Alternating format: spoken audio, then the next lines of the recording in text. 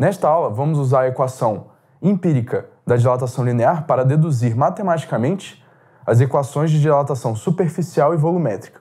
Vamos para a aula?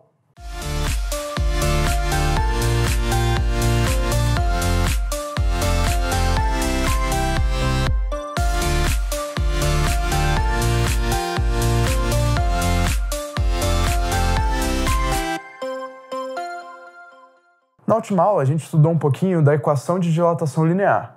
E a gente viu naquela aula que ela era uma equação experimental, ou seja, ela é uma equação empírica. Ela não é deduzível matematicamente, ela é obtida através de experimentos físicos práticos. Nessa aula estudaremos as equações de dilatação superficial e volumétrica. Essas, por sua vez, não são empíricas, ou seja, a gente irá deduzir elas matematicamente a partir da equação da dilatação linear. No quadro estão representados matematicamente uma dilatação superficial de uma placa quadrada e a dilatação volumétrica de um cubo. Vamos analisar matematicamente a geometria dessa dilatação e, a partir disso, deduzir as nossas equações de dilatação volumétrica superficial. Começando por aqui, a gente pode ver que a área final é igual ao quadrado do lado final, o lado final sendo o lado inicial, mais a dilatação linear, que esse lado vai sofrer com o aumento da temperatura. Então, a gente pode ver que a área final vai ser igual ao lado final ao quadrado, que por sua vez é igual ao L0, que é o comprimento inicial do quadrado, mais o incremento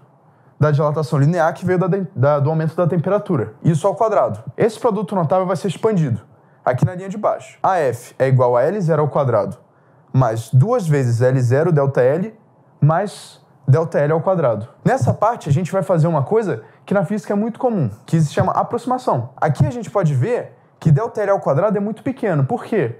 A gente vai ver em aulas posteriores que barras de dezenas de metros, com aumento de temperatura de dezenas de graus Celsius, aumentam apenas alguns milímetros.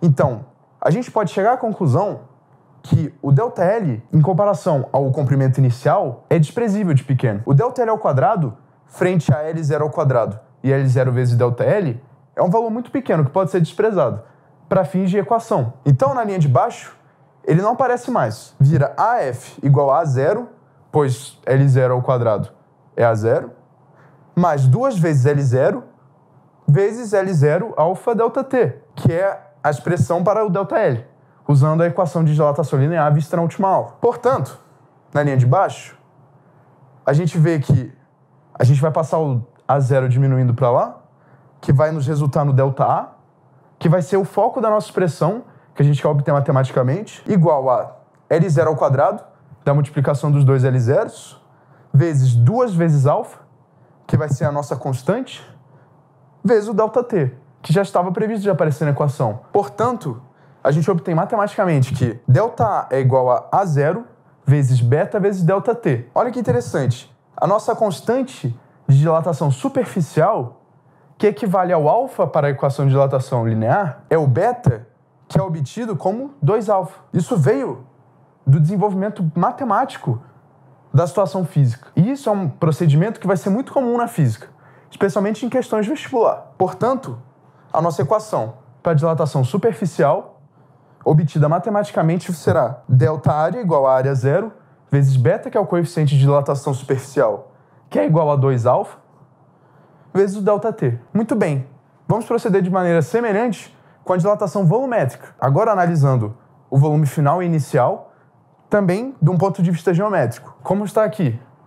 O volume final vai ser igual ao lado final ao cubo, pois agora se trata de um cubo, não de um quadrado, que vai ser igual a L0 mais ΔL ao cubo. Isso também é um produto notável, que vai ser expandido nessa linha aqui. Portanto, o volume final do cubo após a dilatação será igual a L0 ao cubo, mais 3L0 quadrado ΔL, mais 3L0 ΔL ao quadrado, mais ΔL ao cubo.